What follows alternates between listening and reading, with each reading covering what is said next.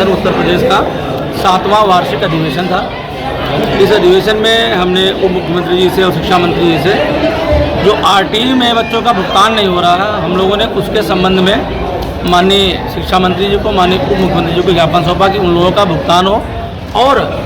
जो आरटीई का धन है उसका रिवीजन होना चाहिए। अभी तक 2012 से जो भुगतान हो रहा है उसमें कोई रिवीजन नहीं है और 3 वर्षों से उनका भुगतान नहीं हुआ है। दूसरा, हम लोगों का जो अभी यूपी बोर्ड के पिछले कोविड के समय में जो परीक्षाएं उन बच्चों का अंक पत्र उस पर क्रॉस लग करके आया हुआ है, उसको प्रमोट किया गया, अंक नहीं चढ़ाए गए, तो उसको लेकर भी हमने शिक्षा मंत्री से मांग की है। तो इन्हीं बिंदुओं को लेकर के अधिवेशन था और उन्होंने आश्वासन दिया है कि इनको जल्दी से दूर करने का प्रयास किया जाएगा। स्वावित्त पोषित विद्यालय एसोसिएशन है, उसका 7वां वार्षिक अधिवेशन था और हमारा ये पिछले 10 वर्षों में हम लोगों ने बहुत संघर्ष किया है उत्तर प्रदेश सरकार द्वारा संचालित विद्यालयों को लेकर के। आज जो हमने ज्ञापन तैयार किया था उसमें बहुत ही अच्छी तरह से मांगों को हम लोगों ने शिक्षा मंत्री जी के आगे और माननीय उप मुख्यमंत्री जी के आगे प्रस्तुत किया और मुझे उम्मीद है, क्योंकि जिस तरह का उनका एटीट्यूड था, जिस तरह से माननीय शिक्षा मंत्री जी ने भी अपने सब भाषण में हमारे सारे ज्ञापन की बात की और सूत्रों की बात की, और 2 सूत्र उसमें ऐसे हैं जिन्हें माननीय मुख्यमंत्री जी ने गोरखपुर में पहले ही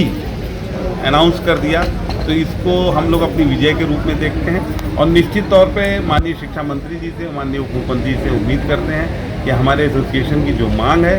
उस मांग को वो पूरा करेंगे और जो कष्ट हमारे उत्तर प्रदेश माध्यमिक शिक्षा परिषद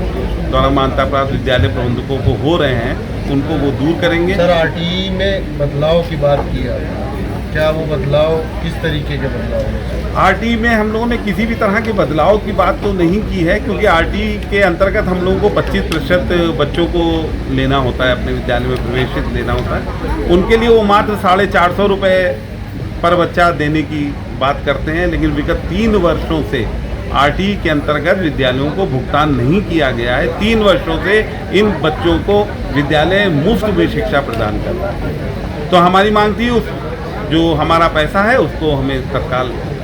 दिया जाए, प्रबंधकों को रिलीज किया जाए। इसके अलावा इनके एक्ट में, आरटीई एक्ट में इस बात का प्रावधान है कि जब 30 बच्चे होंगे तो एक शिक्षक शिक्षिका का भुगतान, वेतन का भुगतान आपको किया जाएगा।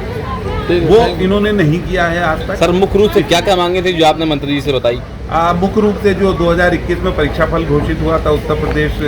माध्यमिक शिक्षा बोर्ड का, उसमें 4.5 लाख बच्चों का भविष्य अंधकारमय बन गया था, क्योंकि उनको बिना किसी अंकों के प्रोन्नत किया गया था। एक मांग ये थी कि उसकी जांच कराई जाए,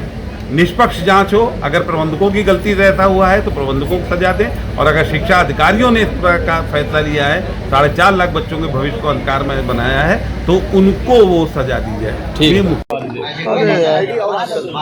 स्वावित्त पोषित विद्यालय प्रबंधक की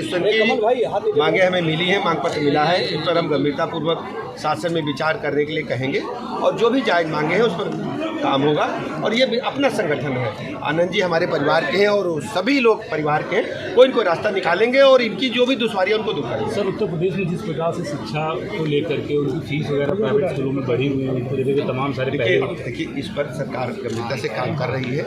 अभिभावकों को दिक्कत न हो, विद्यालय कुशलतापूर्वक चले, हम हर स्थिति से निपटने के लिए तैयार हैं और इस पर गंभीरता के साथ हम लोग अध्ययन कर रहे हैं, कोई रास्ता जरूर निकलेगा। जिस तरीके से प्राइवेट स्कूल मनमानी कर रहे हैं, जैसे कि अभी मुख्यमंत्री ने एक आदेश किया था कि स्कूल से कहीं भी आप ड्रेस ले सकते हैं, उस पर कोई प्रतिबंध नहीं, जो है संगठन वाले तो नहीं कर रहे हैं, संगठन वाले से पूछो। ये